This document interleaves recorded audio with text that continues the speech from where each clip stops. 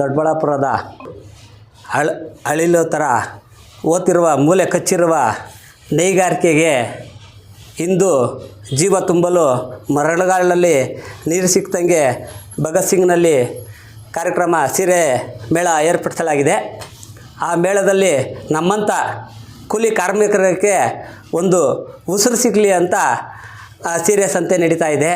ಆ ಸೀರೆ ಸಂತೆಗೆ ಸಮಸ್ತ ನಾಗರಿಕರು, ಸಮಸ್ತ ಒಂದು ರಾಜ್ಯದಲ್ಲ ಎಲ್ಲ ರಾಜ್ಯದವ್ರಿಗೂ ನಮ್ಮ ಬೆನಿಫಿಟ್.